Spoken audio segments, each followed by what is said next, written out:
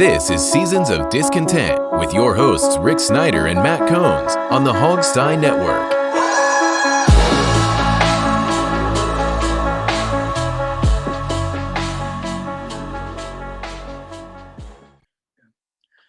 Welcome to Seasons of Discontent. It's Season 4, Episode 6, brought to you by Rick Snyder's Washington on Twitter, Facebook, and YouTube. I'm Rick Snyder. And I'm Matt. And we're back discussing all things Washington sports and life. Simulcasting the show, podcast on Hogstein Network, and video. You're right here on YouTube with Rick Snyder's Washington. All right, well, they're talking about a rookie camp this week out at Ashburn. And I haven't heard the definite details of it yet, but they want to bring the rooks in because last year, of course, the pandemic couldn't do anything. The veterans, I don't know if the veterans are coming to camps except maybe mini camp. That's still being argued on there. But it'd be kind of nice to see the rooks just, as you release them in the wild, see what they look like. Which ones, I've seen a lot of guys drafted. Until I see them on the field, I have no real opinion of them. But I can remember enough times at rookie camps to say yes and no, and I would be proven right off first impressions. Right. Like there was a guy once I saw and I said, watch them move, just move around and all. I said, who is that? And it was Jordan Reed. Oh. But there was another time there was a receiver that was horrible, first and second rounder, Smith. I was like, I see the speed, but I don't see a baller, which is what you need out here. So, I mean, I don't know. Maybe it's because I've been around long enough. I can spot the obvious. Yeah. On these guys. So I'm looking forward to seeing just how do they move, how do they kind of fit into things. You can tell a lot. I know it's shorts and shirts thing, but you really can tell a lot in the off-season camps. Yeah, and I mean, you need to get them guys out there and see because, look, the whole draft process, obviously you get your measurements. They didn't have the rookie combine this year. Some of these guys opted out and did not play last season. So you really need to get in there and see what these guys have. But yeah, I mean, you can spot the potential right away. You don't think, I guess Fitz hasn't moved up here yet from what I understand. So he probably won't be there. But I just thought about something. Have they renamed Redskins Park? Yeah, it's called Inova Sports Performance Center or something or other. They don't pay me to say it, so I never do. Yeah. But yeah, they did rename it. It used to be Redskin Park. Yeah. Until Dan Snyder came, and that was actually grammatically correct because that was Jack Kent Cook. And then I remember Baldacci, who was the team president under Snyder's first year, he kept saying Redskins Park, and we were talking to him going, it's Redskin Park. He goes, why? I don't know. Maybe Cook made it that way. He goes, it's stupid. It's Redskins Park from now on. It's an arbitrary decision by the grammarian, whatever you call him. Yes. Who was gone a couple years later. But, it was then called Redskins Park. I could live with it. It's when they told me FedEx Field's one word, and I just said no. They still do it on their PR releases, and we still write our stories. If Jack was still alive, there would be an Oxford comma in there somewhere. I mean, it's just stupid. But, all these things. The only players you really can't tell a whole lot about in rookie camps are the linemen, especially offensive linemen. You got to see these guys get mad. Yeah. And then you see what they're worth. Let them bang. Then you see what they're worth. Until then, that is the one group I can't tell anything from. So guys, maybe you can see if they're smart enough to figure out plays, or if they're sitting there scratching their head. No, nothing. Yeah, I mean, you do see that occasionally. If you see who's willing to work in drills, you see some work ethic out there. Because I see a lot of guys jawing and hanging back, and because they've been great in college, but they're not ready for the pro life yet. Yeah, you see stuff like that.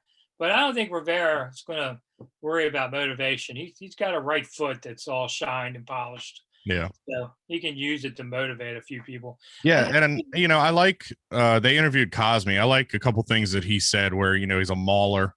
And, he said if he makes a mistake, it will not happen again. That's just the type of guy that he is. So, obviously they're saying all the right things and it's just words at this point. But, it seems like all the guys that they drafted this year have that right mentality. They all have that almost like that Rivera mentality. Cosme said that the only team that he had a lot of interaction with during the draft process was Ron Rivera and the Washington football team, and obviously that was a guy that Ron really clung to and sees a lot in. So you never know. I mean, I really hope it works out for him. They have some guys along the offensive line that, are serviceable. They just made the trade again for Eric Flowers, who did perform well here the 1 year that he played. So I don't know. I just want to see. Look, I understand today's NFL. You have to have the first round draft pick left tackle. You've got to have the big name, but look at a guy like Joe Thomas. Joe Thomas was a high draft pick for the Cleveland Browns, and the Cleveland Browns never went anywhere. I think it's more not really where you're drafted. It's how much you put it together, and I think that this team and this staff has the ability to put it together. Look at Donald Penn last year. Donald Penn was a throwaway, and he came in here and played left tackle pretty damn well.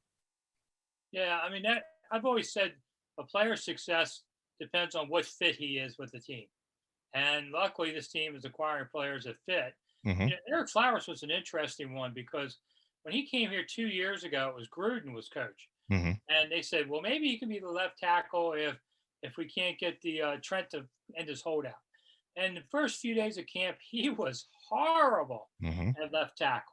And that's what he was as a first round pick.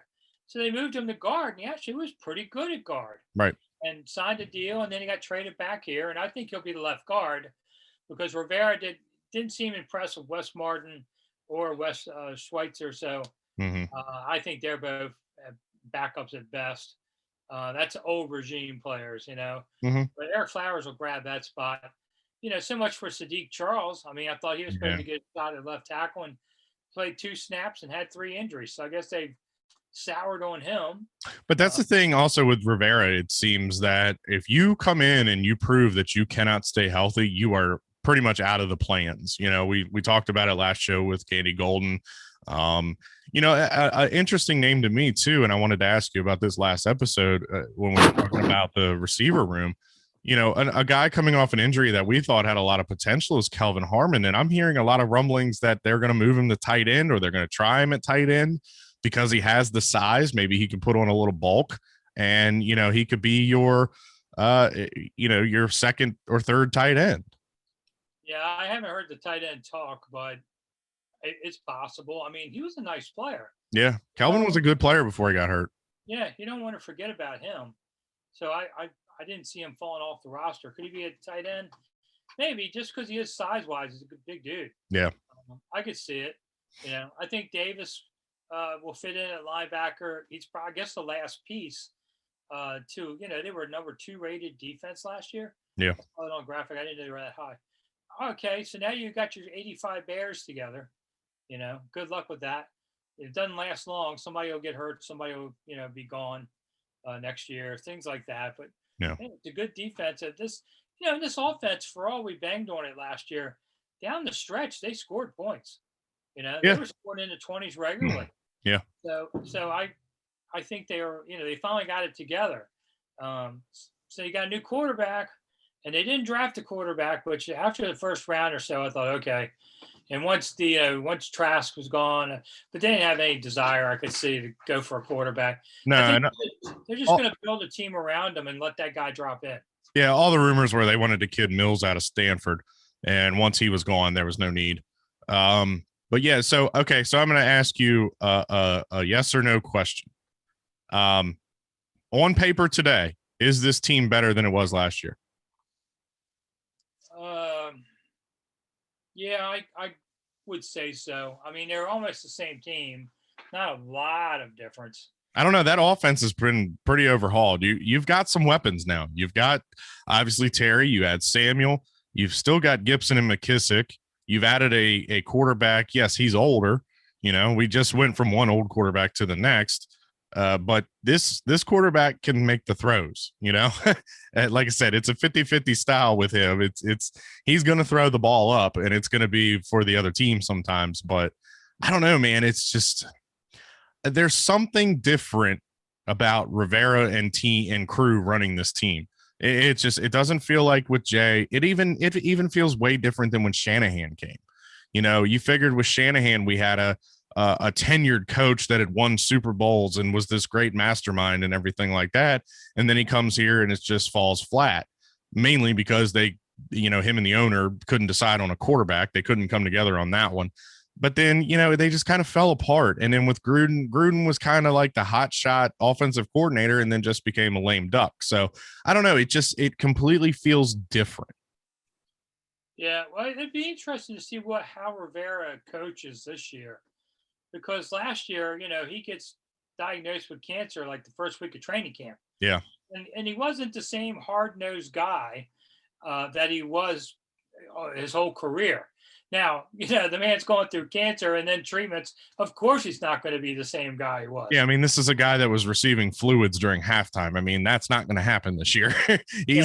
Hopefully he's going back to that hard-nosed style. But even then, even as a coach that was going through chemotherapy, they still had the second-ranked defense in the NFL. I mean, he was still getting through to his guys. And that's one of the things that we talked about on the old show.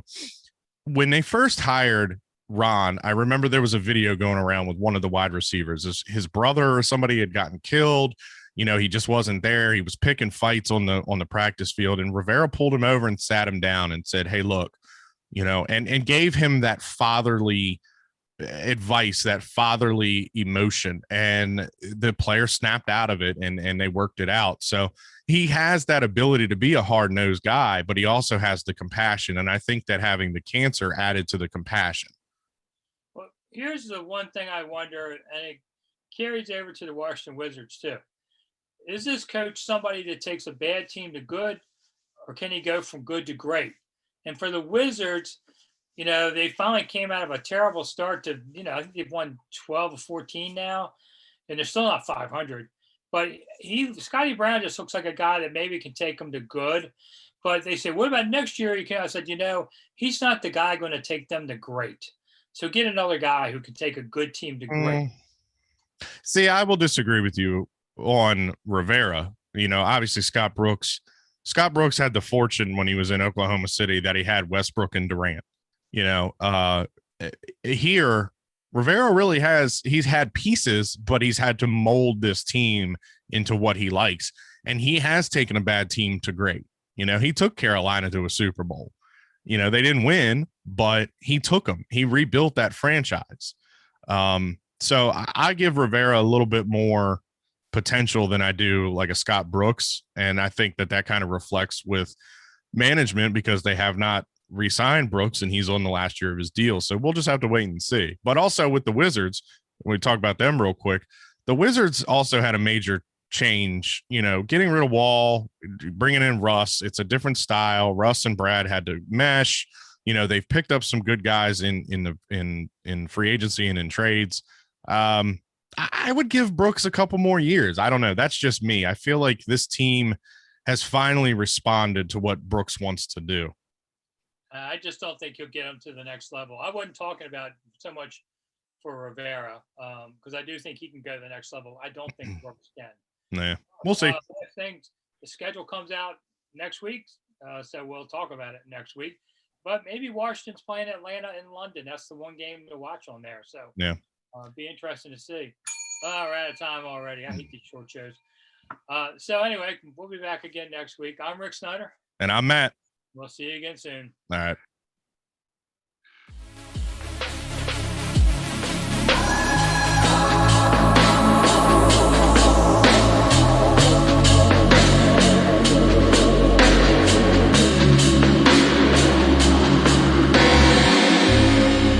Thanks for listening to Seasons of Discontent on the Hogstye Network.